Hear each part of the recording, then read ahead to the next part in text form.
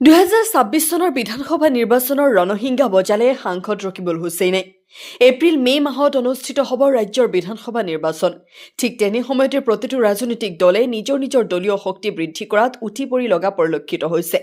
আজি গৌৰীপুৰত কংগ্ৰেছ দলৰ শক্তি প্ৰদৰ্শন কৰিলে কংগ্ৰেছৰ প্ৰাৰ্থিত্ব প্ৰত্যাশী আবুল মিয়াই।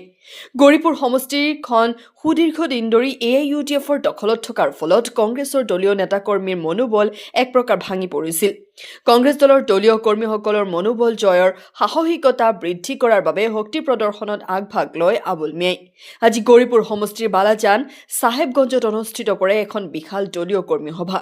ধুবুৰী জিলা কংগ্ৰেছ য়ং ব্ৰিগেড কমিটিৰ উদ্যোগত অনুষ্ঠিত কৰ্মী সভাত মুখ্য অতিথি হিচাপে উপস্থিত থাকে ধুবুৰীৰ সাংসদ ৰকিবুল হুছেইন। সাংসদ উন্নয়ন পুঁজিৰ ধনেৰে 11খন সমষ্টিৰ বাবে 11খন এম্বুলেন্স বিতৰণ কৰাৰ পাছত আবুল মিয়াই আয়োজন কৰা দলীয় কৰ্মী সভাত অংশগ্ৰহণ কৰে সাংসদ ৰকিবুল হুছেইন। কংগ্ৰেছৰ উক্ত শক্তি প্ৰদৰ্শন সভাত সাংসদ ৰকিবুল হুছেইনে বিজেপি দল আৰু চৰকাৰক ক্ষুধাৰ সমালোচনা কৰাৰ লগতে মুখ্যমন্ত্ৰী হিমন্ত বিশ্ব শৰ্মাক তীব্ৰ কটাক্ষ কৰা পৰিলক্ষিত হয়। গৌৰীপুৰ সমষ্টি অনুষ্ঠিত হোৱা কংগ্ৰেছৰ শক্তি প্ৰদৰ্শন অনুষ্ঠানৰ ফলত কংগ্ৰেছ দলৰ প্ৰাৰ্থিত্ব প্ৰত্যাশীসকলৰ মাজত এক আশংকা ঘনীভূত হৈছে। News desk report D-Live 365। মই প্ৰচাৰ চলাইছিলো যেতিয়া মই নিৰ্বাচনৰ পাছত বিভিন্ন ঠাইলৈ গৈছিলো এম্বুলেন্স নথকাৰ কাৰণে দুখীয়া মানুহৰ বহুতো অসুবিধা হয়। ধনী মানুহখিনিয়ে বহু পইচা দি বিভিন্ন গাড়ীৰে নিজৰ ট্ৰিটমেণ্ট কৰিবৰ কাৰণে বিভিন্ন ঠাইলৈ যাব পাৰে, কিন্তু আমাৰ এই ভিতৰুৱা অঞ্চলৰ দুখীয়া লোকে বিশেষকৈ গৰ্ভৱতী তিৰোতাসকলে বিশেষকৈ আপোনাৰ ইমাৰ্জেঞ্চি কেতিয়াবা চিকিৎসালয় যাবলৈ হলে আমাৰ বিভিন্ন ক্ষেত্ৰত পইচা নথকাৰ কাৰণে যিদৰে আমি চিকিৎসা পাব লাগে সেই চিকিৎসা পোৱাত অসুবিধা হয়। সেই কথাটো মনত ৰাখি মই এটা ঠাইত নহয় দুটা ঠাইত নহয় এই ধুবুৰী লোকসভা সমষ্টিত 11টা বিধানসভা সমষ্টি আৰম্ভণি হিচাপে 11টা বিধানসভা সমষ্টিতে আজি আনুষ্ঠানিকভাৱে আজি এম্বুলেন্স দিয়াৰ আজি ঘোষণা কৰি আজি আমি দিব পৰা হলো। এই মানুহসকলক আপোনালোকে বিভিন্ন ধৰণে অত্যাচাৰ কৰক, বিভিন্ন ধৰণে অশান্তি কৰক, এই মানুহসকলক আপোনালোকে অবজেকশ্যন দি এই মানুহসকলক হাৰাশাস্তি কৰক। আগদিনা কৈছে পিছদিনা ৰাতিপুৱা ট্ৰেইনৰ টিকেট কাটি কোকৰাঝাৰলৈ আহিছো, কোকৰাঝাৰৰ পৰা আহি ইয়াত মই 82 পাৰাত আহি পেলাই কৈছো যে ইয়াত এজনো বৈধ নাগৰিকৰ নাম আমি কৰ্তন কৰিবলৈ নিদিওঁ, আমি আমাৰ ৱালৰ নিচিনা আমি থিয় হৈ থাকিম। এই সময়ত বিভিন্ন অফিচাৰ, সকলো নহয় বিভিন্ন অফিচাৰ সেই লোকসকলৰ জৰিয়তে এই মানুহখিনিক অত্যাচাৰ কৰিবলৈ খুজিছিল।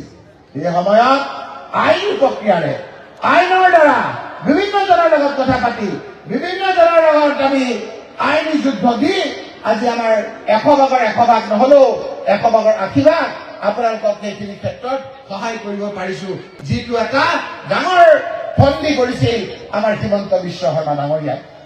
হিমন্ত বিশ্ব শৰ্মা ডাঙৰীয়াই যিমানেই ফন্দি নকৰক কিয় আজি অসমৰ ৰাইজ তেওঁলোকৰ লগত নাই। আজি আমি দেখিছে যে গৌৰৱ গগৈ ডাঙৰীয়াৰ নেতৃত্বত আমি যেতিয়া উজনিলৈ গৈছো হাজাৰ হাজাৰ মহিলা ওলাই আহিছে।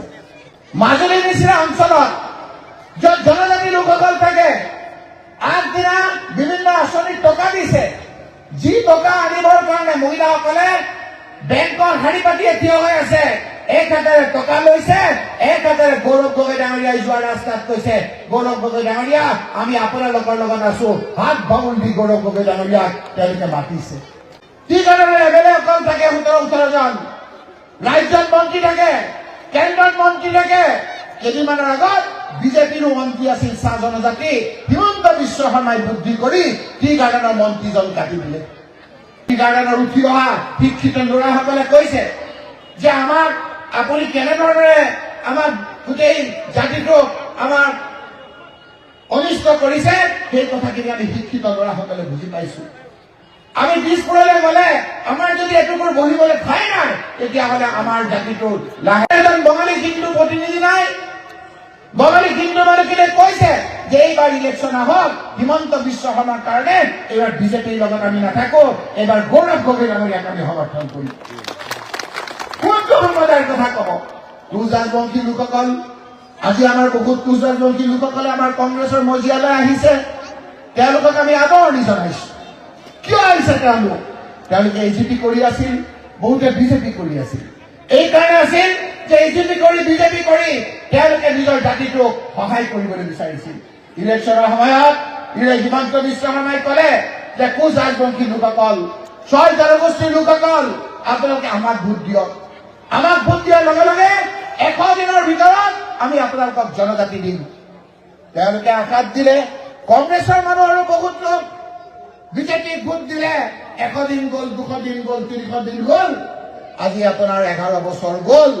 হিমন্ত বিশ্ব শৰ্মাৰ বিজেপিৰ অসমৰ চৰকাৰত 10 বছৰ হোৱাৰ সময় হ'ল, কিন্তু 6 জনগোষ্ঠী কোচ ৰাজবংশী লোকসকলে জনজাতি নাপালে। যেতিয়া গোলোকগঞ্জত আক্ৰাসুৰ ল'ৰাসকলে ইয়াৰ প্ৰতিবাদ কৰিলে, এই প্ৰতিবাদ কৰাৰ লগে লগে তেওঁ পুলিচ বাহিনী লগাই গুৰুকৈ পিটিলে। প্ৰেছ কনফাৰেন্স যোগে কলো যে মুখ্যমন্ত্ৰী ডাঙৰীয়া, এই লোকসকলে আপোনাক সমৰ্থন কৰিছিল, আপুনি আজি এই লোকসকলক আজি মাৰিছে, ইয়াৰ কিন্তু প্ৰত্যুত্তৰ আপোনালোকে পাব। কেইদিনমানৰ পাছত দেখা গ'ল যে এছপিক ট্ৰেন্সফাৰ কৰিলে। কোনে নাজানে আপুনি যে সকলোকে দমন কৰিবলৈ বিচাৰে, আপুনি এছপিক ট্ৰেন্সফাৰ কৰি উচিত শাস্তি দি লাভ নাই।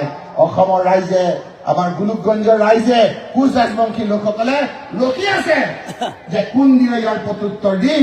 যদি দৰকাৰ হয় গৃহমন্ত্ৰী হিচাপে আপুনি পদত্যাগ কৰিব লাগিছিল।